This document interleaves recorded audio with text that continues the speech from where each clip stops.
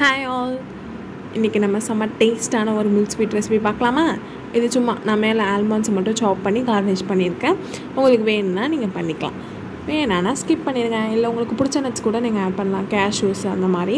இப்போ இது மேலே லைட்டாக ப்ரெஸ் பண்ணி விட்டாலே அது அதோட செட் ஆகிக்கும். இந்த ஸ்வீட் செய்கிறதுக்கு முக்கியமான பொருள் இந்த மில்க் பவுடர் தான்.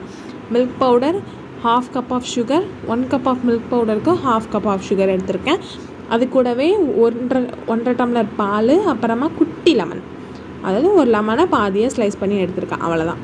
ஃபஸ்ட்டு கொஞ்சமாக பேனில் கீ ஆட் பண்ணிட்டு அது கூட மில்க் ஆட் பண்ணி நல்லா அதை கொதிக்க விடணும்.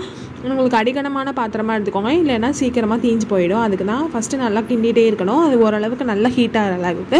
நல்லா ஹீட் ஆனதுக்கப்புறமா நம்ம மில்க் பவுடர் அதில் கூட ஆட் பண்ணிக்கலாம். மில்க் பவுடர் ஆட் பண்ணதுக்கப்புறமா இதுதான் மெயின் ப்ராசஸ். இதை ஃபுல்லாக ஸ்டே பண்ணிட்டே இருக்கணும், கிண்டிக்கிட்டே இருக்கணும். எந்த இடத்துலையுமே கை விட்டுறாதீங்க. கை விட்டிங்கன்னா அங்கங்கே கட்டி கட்டியாக ஆகிடும். அந்த மில்க் பவுடர் வந்து கட்டி கட்டியாக சேர்ந்து போயிடும். அப்புறம் டிஷ்ஷு ஃபுல்லாக கோளார் ஆகிடும். எந்த இடத்துலையுமே இந்த மாதிரி குட்டி குட்டியாக இந்தமாரி பால்ஸாக இருக்குது பார்த்திங்களா, அங்கங்கே பவுடர் இந்தமாரி கட்டி பிடிச்சிருக்கு. அது ஒன்றும் இல்லை, நம்ம ரொம்ப நேரம் கிண்டிகிட்டே இருந்தோன்னா அதில் அது செட் ஆகிக்கும். அது நல்லா இதாகிற அளவுக்கு கிண்டிகிட்டே இருக்கணும். நல்லா கொதி வர விடணும், அடிப்பிடிக்க விட்டுறாதீங்க. இந்த ஸ்டேஜ்லேயே நம்ம அடிப்பிடிக்க விட்டுட்டோன்னா அப்புறம் டிஷ்ஷு ஃபுல்லாக மோசமாகிடும். இப்போ நல்லா அதை வந்து கிண்டியாச்சு. இந்த ஸ்டேஜில் நான் லைட்டாக லெமன் ஆட் பண்ணுறேன். அந்த 1/2 ஸ்லைஸ் ஆஃப் லெமன் தான் வந்து ஸ்குவீஸ் பண்ணி வைக்கிறேன்.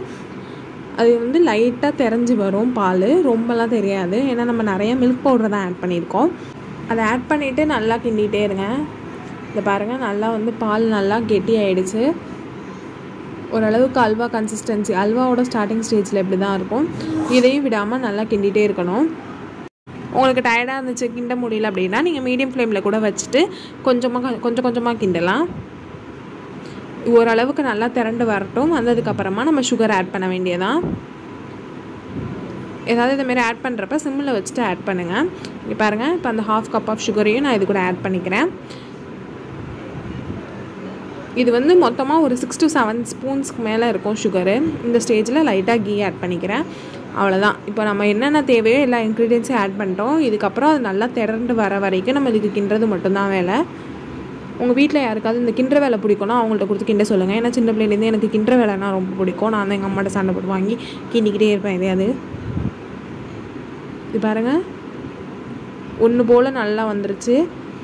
இப்படி இதேமாரி கிண்டும் போது ஒன்று போல் சேர்ந்து வரும். அந்த மாதிரி வந்துருச்சுன்னா நம்மளோட ஸ்வீட் வந்து ரெடி ஆகிடுச்சு அப்படின்னு அர்த்தம்.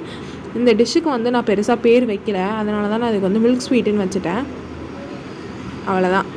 இந்த மாதிரி ஒரு பாக்ஸில் அடியில் கீ அப்ளை பண்ணிட்டு அது மேலே இந்த பால்கோவாவை நம்ம வந்து ஆட் பண்ணிடலாம்.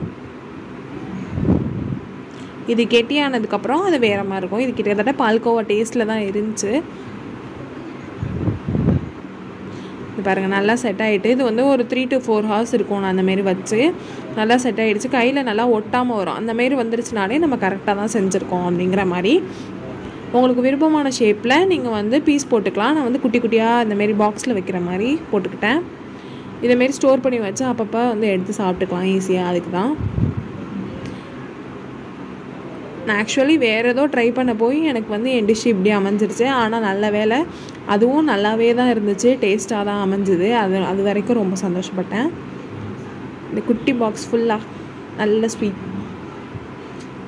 உங்களில் யார் யாருக்கெல்லாம் மில்க் ஸ்வீட் பிடிக்குங்கிறத எனக்கு கமெண்ட் பண்ணுங்கள். நெக்ஸ்ட்டு வந்து உங்களுக்கு பிடிச்ச ஃபேவரட் ஸ்வீட்டையும் கூட கமெண்ட் பண்ணுங்கள். என்ன செய்யலான்னு ஏதாவது ஐடியா இருந்தால் அதை கூட கமெண்ட் பண்ணுங்கள். நான் உங்களை மென்ஷன் பண்ணி அந்த டிஷ்ஷு செஞ்சு வீடியோவாக போடுறேன். ஒரு வாய் உங்களுக்கு தான். பாய்.